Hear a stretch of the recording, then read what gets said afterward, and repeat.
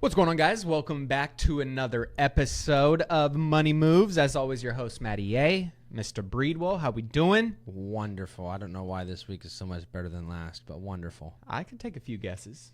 I think you might be right. Well, we have lots to dive into today. The Trump administration is officially back in the Oval Office. Welcome back, folks. And the golden age has officially begun, according to Trump. I'm excited to see how the swift actions he's been taking get absorbed into the stock market, into real estate, into business, into global politics. I mean, all of it. There's so much to dive into. I don't want to speak too soon, but man, so far the Trump pump is back. It's so good. Well, there's multiple things going on with Trump that we're going to dive into today. The Trump coin, the Melania coin. We've got all the executive actions that he's taking and the policies that are changing. We talked about policy being a really important thing because at the end of the day, it shows up in the stock market with our economics and your real estate and your businesses. So we're going to go over some of the, I think it was upwards of 200 executive actions or executive orders. Some of them were kind of blocked. Within the first, 24 hours. I know he's still getting after it today. There's all kinds of crazy stuff going on. So we're going to dive in and kind of take it one bite at a time. Why don't we start outside of politics and dive in real fast on a TikTok update? That was something that obviously was getting shut down, coming down to the wire. And they shut it down. I mean, people were kind of losing their mind. I saw this interesting statistic because I think a lot of people are going, "Oh, fuck TikTok, fuck the TikTokers. It's not a big deal." Me and you were one of them. There was a lot of people, by the way. I mean, I was of the mindset that at the end of the day, I think it's all of the platforms have bad stuff on them. You could make that argument. The fact that obviously it was a Chinese-owned company, that's my shtick on it. Is the big deal. I was still of kind of the same sentiment that why is it a big deal that China owns TikTok, and that's something that we're all up in arms about, but we're not making a big deal about the 400 or almost 400,000 acres of farmland that they own next to military bases. Like if it was about protecting us from China, okay. If TikTok is one of the things, well, let's start talking and thinking about these other things as well. So I think there was more to that, than what met the eye on the surface level. But that being said, there was still some big ramifications for a lot of people. I think one, it's a reminder and hopefully kind of a wake-up call for a lot of people to say, if you only make your money through this platform and you don't have any control, ownership, and oversight over that, your livelihood is in the hands of something that is completely out of your control. So that was something that I thought was an important takeaway for people that were on the platform. But to put some numbers to this, 5 million small businesses collectively will lose $2.3 billion within a month. 2 million content creators collectively lose $300 million in the first month. 170 million Americans lose their right to free speech on the platform of their choice. At least 200,000 small businesses will immediately go bankrupt. And the U.S. economy loses $20 billion in annual revenue in the first 30 days. That was flushing through TikTok currently. Now, we don't have to really worry about that anymore because it's back. It's back up. It would have found a place to go. I tell people all the time, dollars don't disappear. They just go elsewhere. Well, and Trump, last night, I think as he was signing some of these executive orders, by the way, which is absolutely brilliant. We're in a completely new era of politics. I think he learned his lesson, or maybe not learned his lesson. He saw an opportunity to create more transparency for the American people, which obviously we were lacking. You couldn't even get a 10-minute scripted speech on a teleprompter delivered properly, let alone ask questions afterwards and have access. This fool had all kinds of reporters in the Oval Office. He was signing executive orders in Capital One Center in front of tens of thousands of people. 20,000 people, yeah. I mean, he's, answering live questions while he is signing executive orders. I mean, it was almost like it felt to me like politics were equally as popular, if not more popular, than some of our big sports that we love to watch and like tune into. This election, I think that was easy to say. I mean, it took the wind out of the sails for the college championship game, I believe, between Ohio and Notre Dame. And I think that like there was like zero fire or energy in that game, not by the players, but like by the fans and the hype around it, because everybody was more focused on the inauguration. 100%. And nobody, shout out to my boy Martin Luther King, but man, the Simps posting like, this day is Martin Luther King's day and I'm focused on him. Come on, man. Put your mask on and go out. There was lots of things that you can so celebrate multiple many things if liberal you want, right? people coming out and trying to just detract from the fact that it's inauguration day, and it's just pathetic. But hey, we're here. We're done. Yep. I just thought it was I mean, politics is almost as popular as sports, you know, and he is the master at making everything grand and, you know, marketing and PR. And I thought yesterday was insanely executed to a high level where, I mean, from the inauguration and swearing in was amazing. I loved it. I mean, they had a Jewish pastor. They had an African-American pastor. They touched on, they respected a lot of the things that I was hoping they would have respected and acknowledged. His speech was unifying. It was on strength and power and optimism in the future. There was no finger pointing, no division, no hate. I thought it was great. And then just watching all of the EOs play out, which we'll dive in here. But TikTok was one of them. And he basically got to the point of saying, hey, look, like, we don't want to shut it down. I don't want to shut it down. I mean, I obviously understand the Supreme Court and their decision. We'll respect that. And I do think that there's an opportunity for us to have the U.S., the country.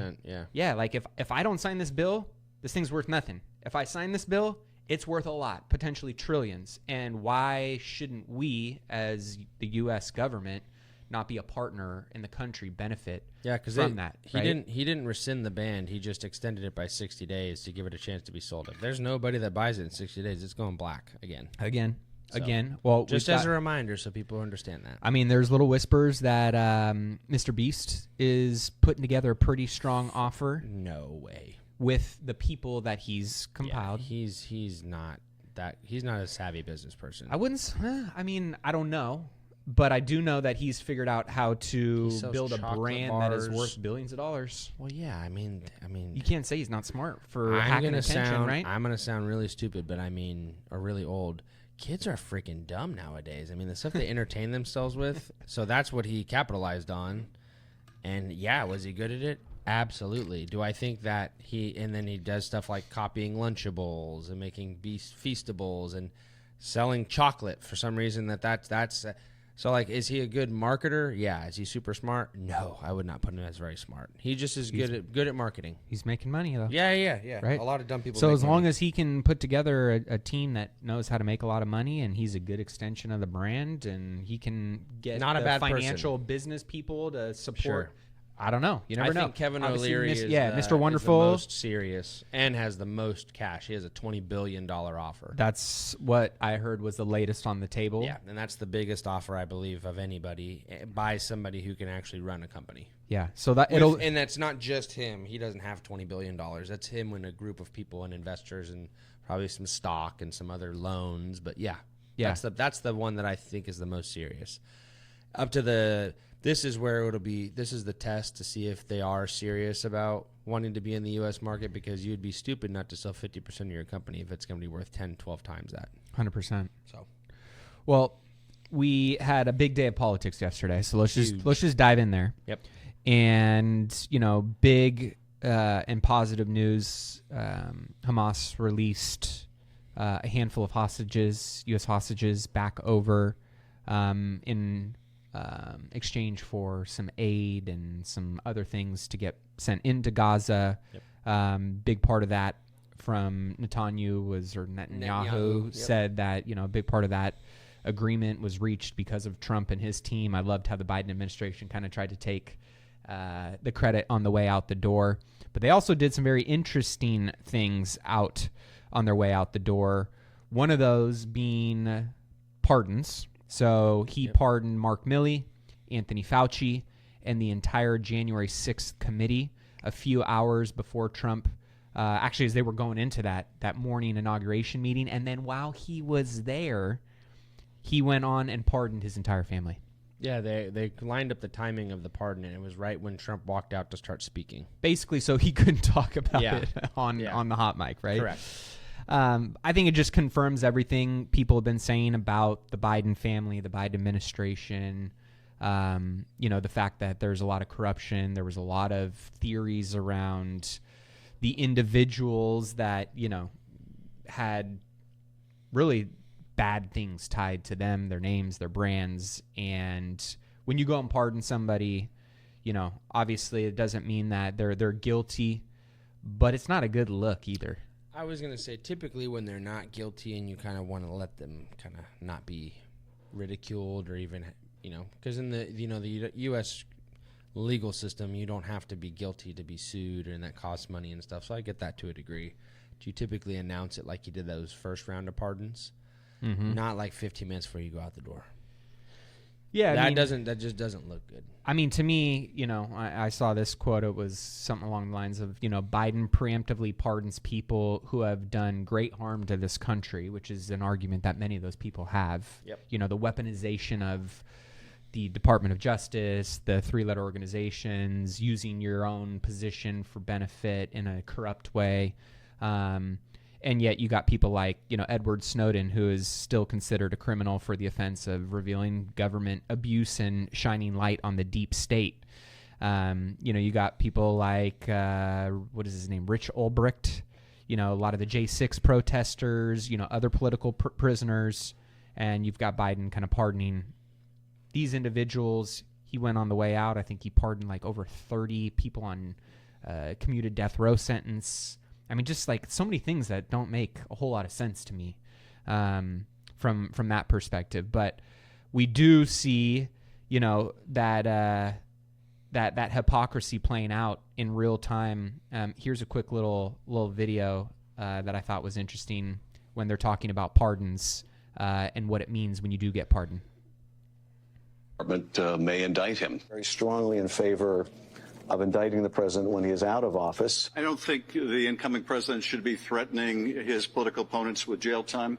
That's not the kind of talk we should hear from a president in a democracy. On the day Donald Trump. So there's just so many different videos, right, of like the left's hypocrisy, I think, is just so distasteful to so many people that's why many have kind of left the party or, are really leaning two sides of the aisle that they really probably never considered leaning before. And yet there's a party that seems to be putting America first, American businesses first, American citizens first, Yep. The health of our country first, protection and safety of our country. So I'm excited. I'm curious on, maybe I'll go down the list of what some of those executive orders were. I'm curious which ones stood out to you, which ones are exciting, which ones maybe disagree or don't necessarily all the way, support. But on his first day of office, President Trump took all of the following actions. He pardoned about 1,500 J6 defendants, the majority of them being, nonviolent and he commuted like 6 or 7 of the sentences, right, or something along those lines. Yeah, to where they're reopening the case to make sure that those people that are there in that small percentage have done something above and beyond the large majority, and they're making sure that before they tell them, hey, we're letting you go, they can make sure like, hey, well, we're going to remove maybe coming to the Capitol, but you did damage the federal property, so we have to keep that on. Yep. They're doing it the right way. They're not doing blanket pardons. That's agreed. Yep. An order declaring that henceforth birthright citizenship is limited to the children of lawful permanent residents of the United States, not illegal immigrants, tourists, or those here on temporary work visas. 100%. An order pulling America out of the Paris Climate Accord. I'm fine with that. The climate folks are going nuts on that one. Yeah. They're also going nuts on an order pulling the U.S. out of the World Health Organization. Yep. He said the WHO isn't terrible, but we pay too much money to be involved with them. So until we get a better offer, we're just not going to fund it. Yeah, I mean, at the end of the day, a lot of this is not final. It's a staking of a position that we as America have, and he wants to kind of set precedent on, and understanding that there are going to be many of these things that are going to be required to go through the due process of the court of law, right? Yep. So it's not like just because he came in and did all these things that these things are happening immediately and overnight. Some can, but many won't be able to, and they'll go through the Supreme Court. Right. You've got a temporary freeze on all non-military, non-national security federal hiring. Couldn't agree more there. A temporary freeze on creating new federal regulations. An order to rename the Gulf of Mexico officially to the Gulf of America. Of America. I can just say Eagles.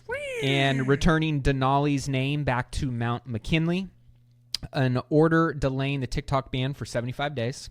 Order declaring an emergency on the southern border and designating Mexican drug cartels as terrorist groups. I love that one.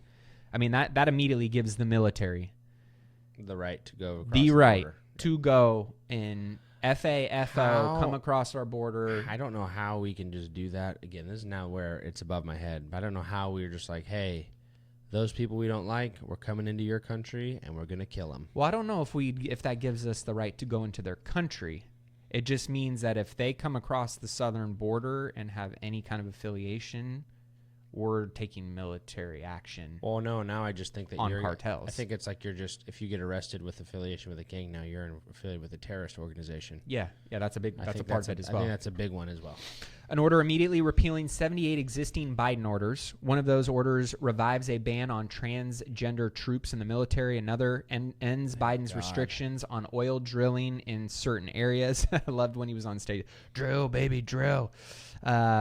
Ordering all federal employees, and that's a big part of replenishing our energy reserves and becoming energy independent, net export positive with our energy, and becoming a force in that pillar again. Ordering all federal employees to return to the workplace in person. If you're whining about that, you need to take a long dumb look in the mirror to say, like, how hard am I really willing to work for my job and do what is required of me? An order to eliminate all federal government diversity programs, including eliminating all federal DEI jobs. The order also mandates a review of all federal grants that went to DEI or environmental justice programs, and orders a review of federal contractors who have provided DEI training manuals to federal workers. A new order reclassifying members of the federal civil servants so they are easier to fire and replace, especially if they hinder or sabotage the administration's planned agenda. In order to review all potential political weaponization or misconduct within the Department of Justice, SEC, FTC, and the intelligence agencies over the past 4 years. I cannot wait to see that one. There's so much corruption that has happened in all of those three-letter agencies in ways that have been a disservice to politics, to the American population. I'm excited to see what they uncover there and what misconduct and weaponization actually took place, and if they'll really expose it. I know that's something Kash Patel is hopefully going to be leading the charge on. Declaring that the federal government only recognizes two sexes. Beautiful, beautiful, beautiful. Ordering the Bureau of Prisons to cease providing any funding or support for inmate sex changes or transgender therapies. Order to end all censorship of protected speech by the federal government, including under the disguise of fighting quote-unquote misinformation. Revoking security clearances for John Bolton and everybody that helped signed the Hunter Biden laptop letter. I think it was over 51 people with clearances that were revoked. They looked like liberals. I saw the pictures. I was like, they just look the part. It's another example. It's another variation of the Russian hoax story, where they are lying and manipulating the ideology of American people based on false propaganda and lies, and hiding the facts. They did the same exact thing on the Hunter Biden laptop story. Yep, it's factually there. They got pictures and videos off of it. I don't know where that's. It's all been confirmed now. Yeah. There's no question about it anymore. No, and so those people, there should be accountability for those individuals, starting with your clearances. I wish they could do something to the media people, like the people that literally like lied. Flat out. I mean, that's well, I mean, you're seeing more settlements of defamation, of slander. You know, I think there was another one that just came out with bankrupts. Yeah, man. Well, here's a big one. I know that they're working on removing the ability for pharmaceutical companies to advertise on TV that should be and illegal. or any streaming platforms. And Same with fast food. That should also be illegal. over the 80%, over all of the MSM stations, I think 80% of their funding comes from pharmaceutical companies. Yeah, if you watch the news, most of the stuff you're going to get advertised is drugs. It's insane. Yeah, I mean, I every time it comes on and I'm watching TV with Alex, I say this should be illegal. When you go watch TV in Europe, if you ever do, it's non-existent. they don't advertise anything except like household products and every once in a while like travel. They don't advertise food. They don't advertise. And when you tell people in Europe that we have fast food advertised, they're like, "What? That's bad for you. Why would you advertise that?" Yeah. And Hence if you why tell 40% them, of our population is obese. and then if you tell them we have drugs advertised, they literally have like a pharmacist there is like a real job. They have to tell you. People have no idea what drugs are because they're not advertised. Yeah.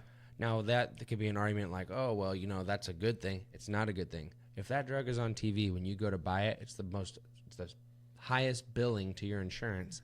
The insurance companies don't eat that. They pass it through in premiums to their policyholders. So it's a bad thing. Yeah. It's a vicious circle. It's a way for them to push off pricing onto their consumers, but act like they're really billing the front guy. So they front load it and then they back load it in the back end onto your premiums. It's just crap. It's terrible.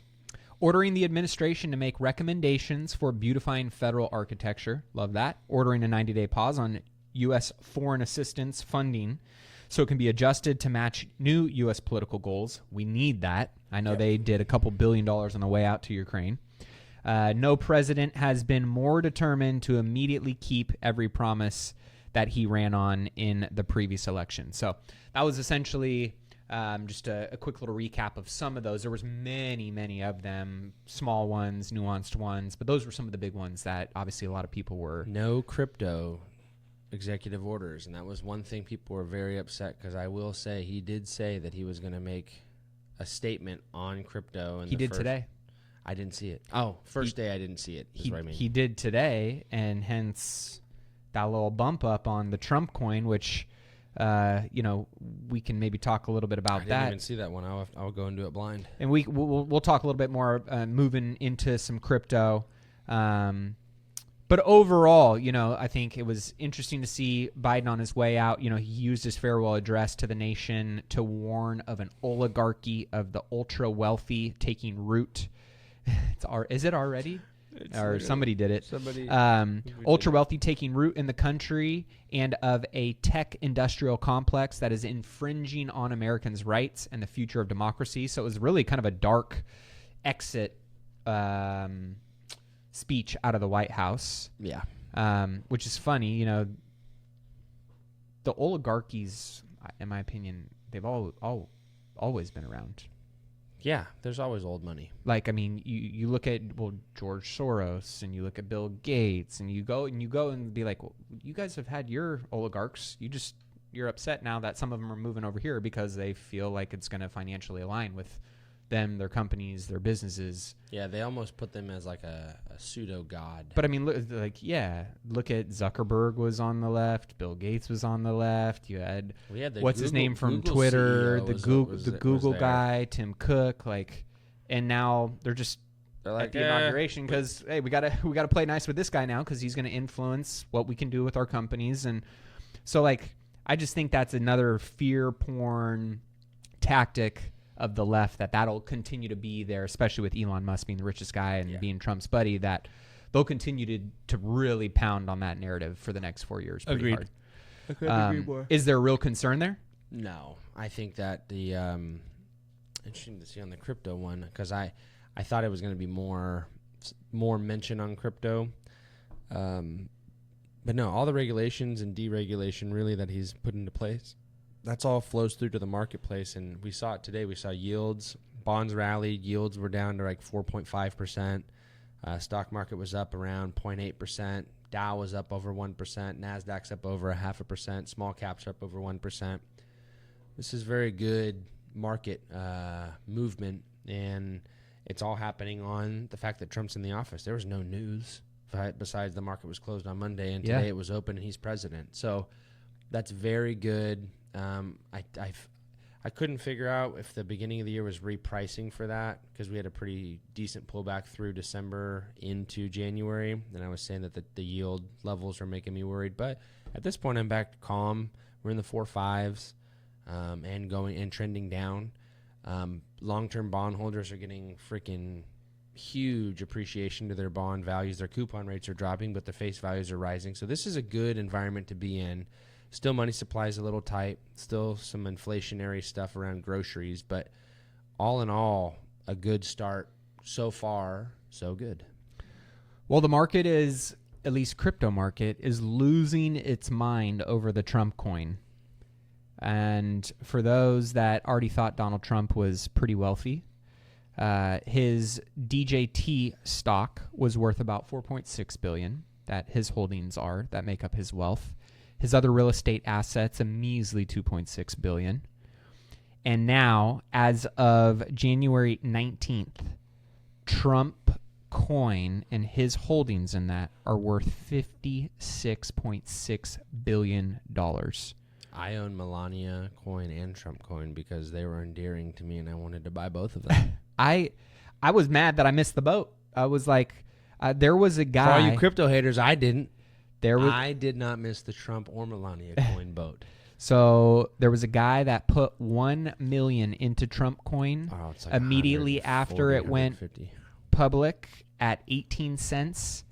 And it's worth more now, but when this stat was posted, his initial $1 million was worth $150 million.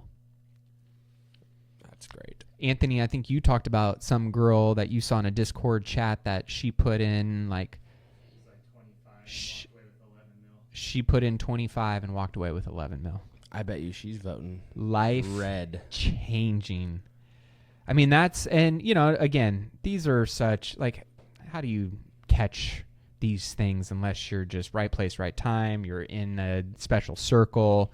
But at the end of the day, I think what we're seeing here is that there's going to be a lot more opportunity in the crypto space when you've got people like the president who's influencing policy, leadership, social culture around a space that has been somewhat untrusted. It's been volatile. It's been, you know, a lot of different regulation changes. And now it seems like there's potentially some more positive alignment around this space, and it's going to continue to unfold going forward. Which I think as an investor, would you say, is that a good or a bad thing? I would say it's a good thing. Good thing. Yep. I think the change and the evolution that's happening is kind of like when anything good comes to market and changes or revolutionizes, and we just dealt with that with AI, right? Yep. Did that take money away from other places? Sure. But did it put it somewhere new? Yeah. That's the innovation side of it. So yeah, I think I'm extremely excited for the next few years because all I see ahead of us is just potential for very good deregulation, which will cause innovation. Yep. I think a lot of people think that you have to regulate to innovate, and it's the opposite. What are your thoughts on... I honestly was a little, I don't want to say turned off, but I found it, I guess, not like distasteful, but it seemed a little hypocritical to me that we've been complaining about, you know, the left using their positions of power and influence to financially benefit. And then Trump goes and does this and he just pumped his net worth up by $50+ billion in a day. I don't think anything was done. The thing I don't care about it is because there was nothing illegal done. Mm-hmm. He's not allowed to mention the Trump coin in office at all. He literally can't say it. That's a rule. Okay. And just like some people may not like that Joe Biden pardoned people like myself. I don't like that he did that. He didn't break any rules. Yep. The tokenomics on it are legit, meaning I'm not endorsing this, but the reason the price is so high is because they're holding off on the supply and releasing it in chunks, large chunks, but chunks, so that there's opportunity for investors to all get in at a pretty good value. Yep.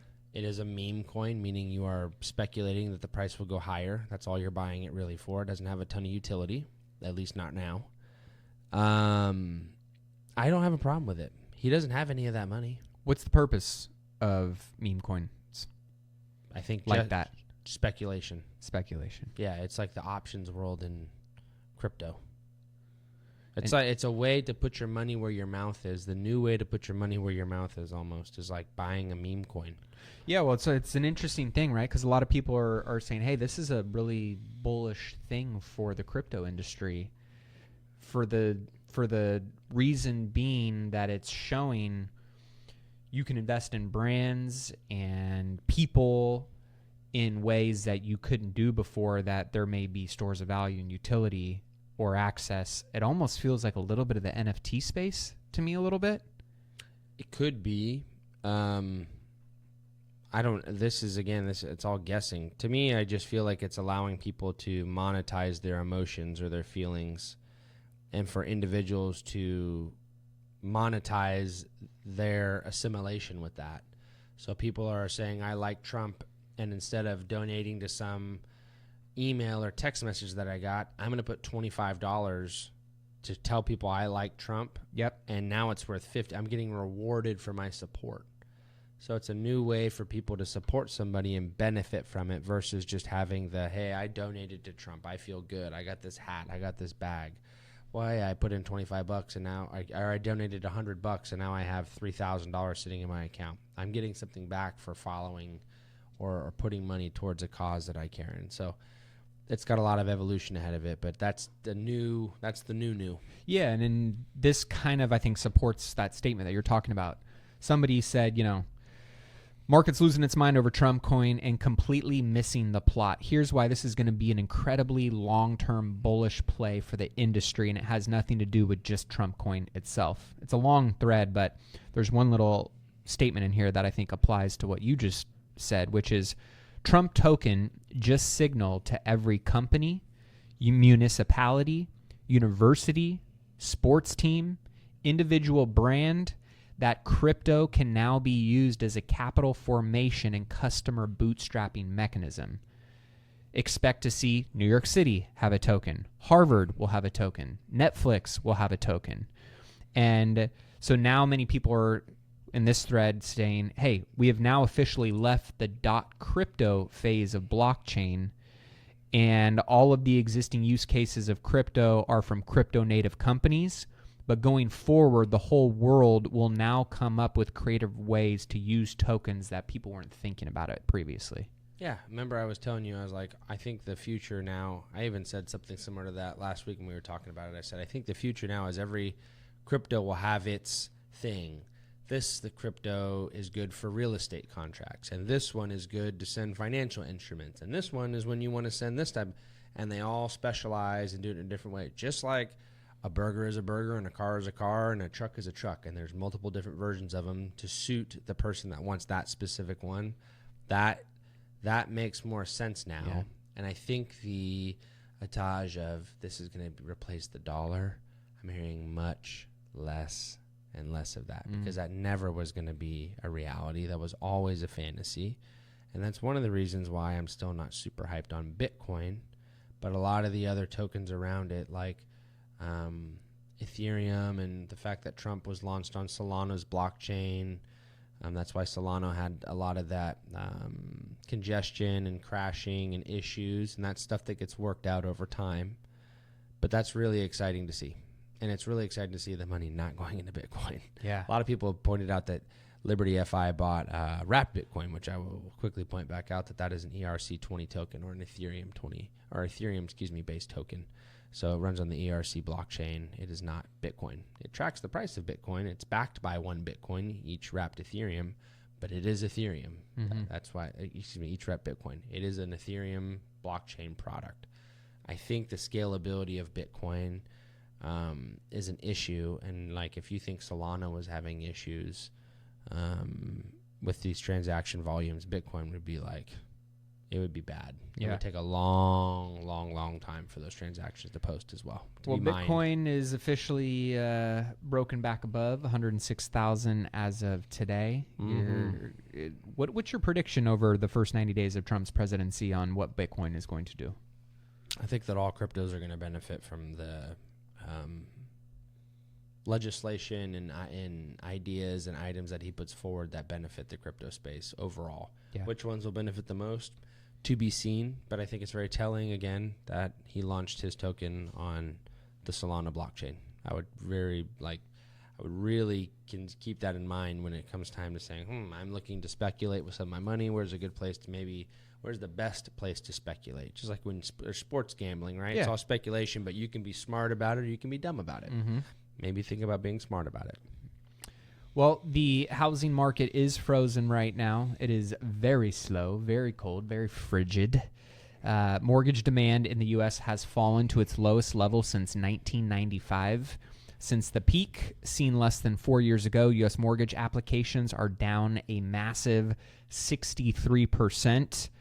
And a lot of home buyers are really just priced out of the market right now. U.S. housing affordability has never been worse. The annual income needed to buy the median value home in the U.S. has risen to a record $109,564,000. This value has doubled in just 4 years. And currently, the median U.S. household income is $83,000, which is $26,000 less than what's actually required right now. To put this into perspective, at the 2006 housing bubble peak, this difference was $10,000, or 2.6 times less. So the gap between income needed to buy a home and the annual income has never been larger. This means the housing payments as a percentage of median income are now higher than the housing peak of 2006. So I think there's definitely some challenges that we're seeing in the single-family space. That being said, we did see today reports come out, 1.73 million total housing completions in 2024, which included manufacturing homes. That's the most since 2006. And we needed that bad. We needed that bad. The LA fires definitely did not help in the California housing crisis. And eventually. It will. What are your thoughts on that? How? It's going to be rebuilt, and the people that used to live there ain't going to come back. That's what I think. There's a poll. If you ever, there's one of the kind of TV personality selling sunset dudes. I forget what his name is. Josh Altman, I think. Probably all go to like Orange County. It's already. That's what he said. He said, Beverly Hills, Brentwood, a lot of the other communities that are similar to that kind of community they're either going to move there, which is going to jack prices up because there's going to be more demand for less supply. Yep. Or many of the people that he's talked to in polls that have been put out kind of in his sphere, because he had a pretty big Rolodex in that area, 50% of them are already talking about leaving the state and not coming back. Yeah, and that it just took one, and that's a huge. If you think of taxes, that's bad for the state. I mean, they'll lose. It's not bad for the state. It's bad for us as state income taxpayers, because they're going to pass that shit on to us. Well, they can't. Sorry, we have percentages, thank God. But what's going to happen is they're going to start running out of money for the programs. Yeah. And then they are going to be forced to cut the low-hanging fruit, which is the stuff that their voters want, which is like, hey, free.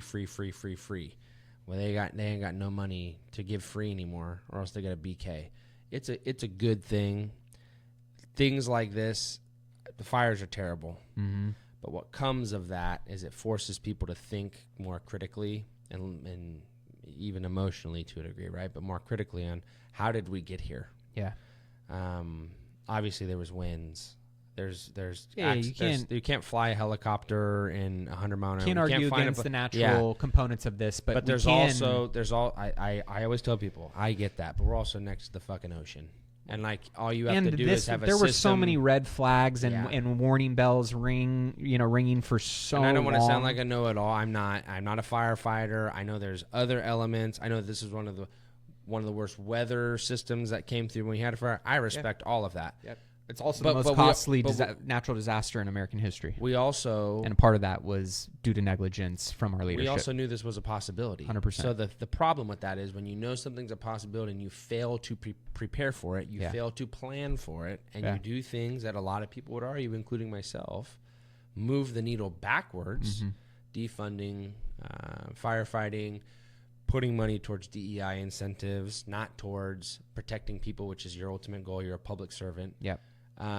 therein lies the issue. And, you know, I'm not a rocket scientist, but I'm pretty certain we have the technology to pump water out of the ocean, desalinate 1,000%. and get it onto homes. Yeah. So it doesn't, I'll priorities are out of whack. 1,000%. And essentially state and local leadership got caught with their lack of preparation. Oh, yeah. And their And they're lack all of cannibalizing each other alive. their lack of prioritization. I will give credit where credit is due. I think Gavin Newsom's response and being on live TV and on videos and tweeting nonstop, I despise the guy.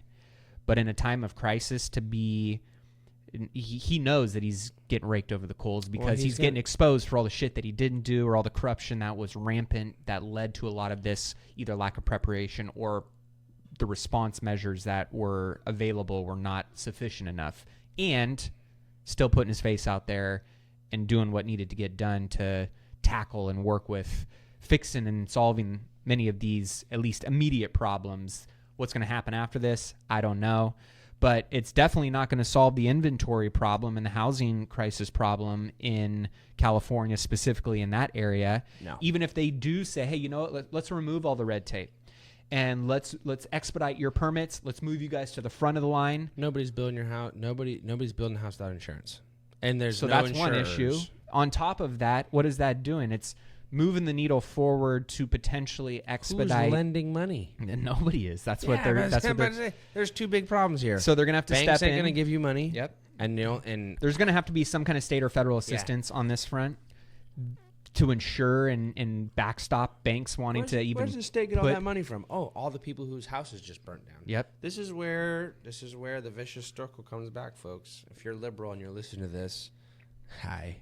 Second, this is what happens. Yeah. This is what happens when you have policies that focus on things that don't matter to the overall general people. And you have things like, I want a man that thinks he's a woman to fly out of a helicopter with a golden-haired pony and put my fire out. You can't have stuff like that. You got to have, like, again, like we've I mean, talked if they're about qualified, before. sure. But I would say if that was the best firefighter, of course I want but that. we know My that- Little Pony. Yeah. But, yeah, the problem is we focus on things that emotionally soothe people and not do what's best for them. And it's you can see it in people's kids nowadays. I don't have a kid, but I've noticed kids talk back to their parents. Well, man, if I was like, I'm looking at these kids, I tell my wife, I'm like, I said that shit to my parents. My mom, love you, Mom, not saying you did anything wrong here, would beat the shit out of me. I mean, like, take me into a corner where people couldn't see and I would be getting, like, spanked. Yeah. And, like, doesn't matter how much I'm crying and you better stop or I'm going to do it again. Mm-hmm. So, like, times have changed. Yeah. I don't get where these people are manufacturing these fluffy cloud kids from, but they're like, they don't do anything. I've never seen more kids need. When we grew up, dude, I've never seen glasses that look like goggles, the goggle glasses. Every kid has those now. Yeah. Jacked full of vaccines within 4 minutes. I mean, there's all this stuff we can go on and on, but times have changed. The thing that hasn't changed is there's always a right way to do things and a wrong way. And I believe that people have gone so far for doing them the wrong way because it makes people around them feel comfortable and it makes them feel okay and it makes them smile that nobody does the hard thing, and the hard thing generally is the right thing. You can be enlightened and empathetic and still do hard things and make tough decisions. Agreed. And we've seemed to gotten away from that. But so it's going to be interesting to see how these LA fires, continue to impact the housing market in California.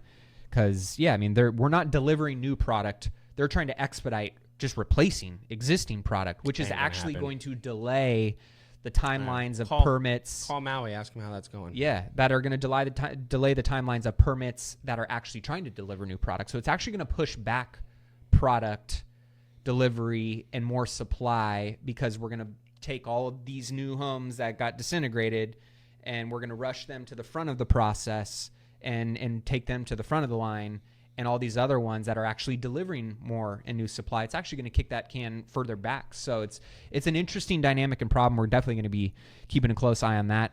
Commercial real estate apartments, the U.S. apartment vacancy rate in large cities jumped to 6.1% in Q4 of 2024. This is the highest in 13 years. So interesting to see. Multifamily is, I think, going to go through an interesting kind of choppy year this year. A lot of debt resetting. obviously, housing like multifamily is always going to be in demand. It's always going to be necessary. It's somewhat going to be more insulated and protected. But it is interesting to see apartment vacancy rate has risen for the last 8 years and accelerated in 2023 and 2024. Furthermore, the multifamily vacancy rate hit 6.1% in Q4, 40 basis points higher than in 2023, and the highest level on record since 2011, according to Moody's. The national office vacancy rate hit a record 20.4% last quarter, which we talked about, surpassing the previous highest level of 19%, which was in the 1991 recession. Rising vacancy rates pose significant risk to small banks, which hold 70% of all commercial real estate loans and paper. Yeah, it's a lot of it's regionals. Yeah. So, but if you believe that the big boys are going to be there to backstop it, or the federal government, I'm not only believe it, I know they will. You know it, yeah. And the nice thing is, guess what? We get regionals starting to report these next couple weeks, so we're going to see the regionals. I'm hoping that we get some good numbers and stuff from places like Truist and some of the bigger regionals that are almost like small national banks. So fingers crossed. Well, I figured we would wrap up on an interesting little thread here. In Switzerland, 1 in 7 adults is a millionaire. Did you know that? I do now. I did. I've been listening to Millionaire Mindcast. And this is 5 times more than in the U.S. Population is obviously going to go into that. Yep. So this guy, good with investing, he always does kind of some cool threads and case studies and things like that. So he said, I wanted to learn a little bit more about their wealth building habits. Here are 7 ways the Swiss approach money to become richer than Americans. So I already know some of the Swiss stuff because I've studied it. They force save. Like majority of their paychecks, they force save it. They act like it's not there. I don't know the specifics, which but I know is obviously a good thing. Oh, yeah. Forced saving is one of the biggest things that people – it's the whole reason why a mortgage works. Mm-hmm. Like you're forced to pay that or you have to get out of your house. If people were forced – well, it's also why the new like this year, 401k contributions are mandatory at work. They are not an option anymore. You are mandatorily opted into them. You have to go in and opt out. Forced saving is one of the strongest things. Sorry, go ahead. Yep. Okay, so let's dive in. Before we do dive in, here's the lowdown real quick statistically. 14.9% of Swiss adults are millionaires, almost 15%. That's nearly double the rate of the U.S., which is 8.8%. Yet Switzerland isn't even in the top 10 for average income. So how do they do it? It's all about some key mindset shifts. Here is a clue. Number 1, they rent for life, and they love it. The shocking fact, only 41% of Swiss own their homes. In the U.S., it's 65%. Swiss millennials aren't obsessed with buying houses. Why? They invest the difference in high-yield assets instead. Meanwhile, they treat saving like a bill, to your point, for savings. Most people save what's left after spending. The Swiss, they spend what's left after saving. So they automate 20 to 30% of their income into savings before touching it. It's not about willpower, it's about systems. Swiss people invest in themselves. The average Swiss spends 5 to 10% of their income on education and skill building. Every year, they're not chasing degrees. They're after specific high-value skills. Think languages, tech skills, financial literacy, etc. The multi-bank strategy. Swiss millionaires don't put all their eggs in one basket. They typically use 3 to 5 different banks for their various purposes. Do not do this in the United States. Bad idea. A local bank for daily transactions, a private bank for wealth management, international bank for foreign exchange. Why do this? Because you're Swiss. Master stealth wealth, in quotes. You won't see Swiss millionaires flaunting designer logos or exotic cars. They live below their means and they reinvest the difference. It's not about deprivation. It's about delayed gratification. But the real game changer, the global citizen approach. Swiss investors think beyond borders. They diversify globally, not just in assets, but in residency and citizenship. Many have second passports or residencies in other countries because it opens more financial opportunities and tax optimizations. So what can we learn from the Swiss millionaire mindset? Automate your savings, live below your means, invest in high-value skills, think long-term and globally, diversify across banks and borders, and that the path to wealth is a marathon. So there you have it. I like all those. I definitely don't think that you have that many banks. We just don't need that in the United States. But You bank at a couple different spots though, don't you? Or are you all in one? nope. JP Morgan Chase, baby. I'm in Wells, Chase, B of A. Don't need it. And then depending on if I'm buying commercial assets and using a local bank, I've got a couple accounts at local community banks and shit like that. I don't need it. Makes sense. Everything that I need to do, JP Morgan is happy from his grave to send me a DM and say, do it, Ryan. Well, that's what we got for you guys today. Thank you so much for tuning in. As always, we appreciate you guys. If you enjoyed the show, be sure to leave a review. Don't forget, if you haven't taken advantage of the free financial Xray that Ryan and his amazing team will do and go through your entire portfolio to build you up, comprehensive plan, give you thoughts and feedback, all free of charge. Text the word Xray to 844-447-1555. If you're an accredited investor, you want to look at different passive income LP deals that I offer out to my network. The only way you can get access to those, credit investor, text the word deals to that same phone number, deals to 844-447-1555. Be sure to check out Millionaire Mindcast, the Wise Investor Collective, all the great stuff that we have in the store for you guys there around all things wealth building. And we will see you guys in next week's episode. Cheers. Cheers.